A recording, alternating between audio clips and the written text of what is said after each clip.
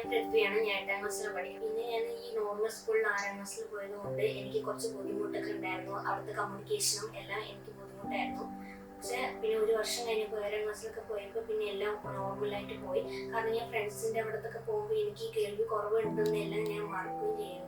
Surgery കഴിഞ്ഞതിന് ശേഷം കുറച്ച് ടെൻഷനൊക്കെ ഉണ്ടായിരുന്നു. ഇതിപ്പോൾ നോർമലായിട്ട് തന്നെ കേൾക്കാൻ പറ്റുമോ എന്നുള്ളത്. ആദ്യം കുറച്ച് ദിവസങ്ങൾ അവൾ റെസ്പോണ്ട് ചെയ്തിട്ടുണ്ടായിരുന്നില്ല. സൗണ്ട് കേൾക്കുന്ന സമയത്ത് റെസ്പോണ്ട് ചെയ്തത് കുറച്ച് ദിവസം കഴിഞ്ഞ് മൊബൈൽ റിങ് ചെയ്തപ്പോൾ പേടിച്ച് ഓടിയിട്ടുണ്ടായിരുന്നു. അപ്പോഴാണ് ശരിക്കും ഹാപ്പി ആയത്. കാരണം കേട്ട് തുടങ്ങി എന്നുള്ളത് മനസ്സിലായത് ആ ടൈമിലാണ്. സ്റ്റേജായിട്ട് പതുക്കെ എല്ലാം തിരിച്ചറിഞ്ഞ് സൗണ്ടൊക്കെ കേട്ട് സംസാരിച്ച് തുടങ്ങി. മോൾക്ക് ഇതെല്ലാം ചെയ്തെല്ലാം നമ്മുടെ ലൈഫിലിരിക്കുമ്പോൾ ഡെഫ് കമ്മ്യൂണിറ്റി എന്നുള്ള പാരന്റ്സ് എന്നോട് ഷെയർ ചെയ്യാറുള്ളത് ഇങ്ങനെയുള്ള കുട്ടികൾക്ക് ചെയ്ത് കഴിഞ്ഞിട്ട് പിന്നെ ഔട്ടായി പോവുക അങ്ങനെയുള്ളത്. പക്ഷെ അവർ എന്നോട് പറയാറുള്ളത് ഇപ്പൊ നിങ്ങളുടെ കുട്ടികൾക്ക് കോക്ലിയർ ഇംപ്ലാന്റ് ചെയ്തു, എന്തെങ്കിലും കേസിൽ ഈ മെഷീൻ കംപ്ലൈന്റ് ആയി, ഇനി ഒരിക്കലും റീപ്ലേസ് ചെയ്യാൻ പറ്റില്ല എങ്കിൽ അതുകൊണ്ട് അതുള്ള മെഷീൻ വെക്കുന്നത് ഒരിക്കലും കംപ്ലൈന്റ് വരുന്നുള്ള ചിന്ത വേണ്ട. ഒരു കാരണവശാലും ഇത് ചെയ്താൽ അത് ശരിയാവോ ഇല്ലയോ എന്നുള്ളത് വിചാരിക്കാൻ പാടില്ല. എല്ലാ പാരന്റ്സും ഇതുപോലെ ജനിക്കുന്ന കുട്ടികളുടെ അച്ഛനമ്മമാർ ചെയ്യേണ്ടത് കോക്ലിയർ ഇംപ്ലാന്റ് ചെയ്യുക, ആ കുട്ടിയെ സാധാരണ ലൈഫിലേക്ക് കൊണ്ടുവരിക എന്നാണ്. എന്റെ മോളിപ്പോ സാധാരണ സ്കൂളിലാണ് പഠിക്കുന്നത്, സാധാരണ കുട്ടികളോടാണ് ഇടപഴകുന്നത്. ഒരു ഡിഫറൻസ് എനിക്ക് ഇതുവരെ തോന്നിയിട്ടില്ല.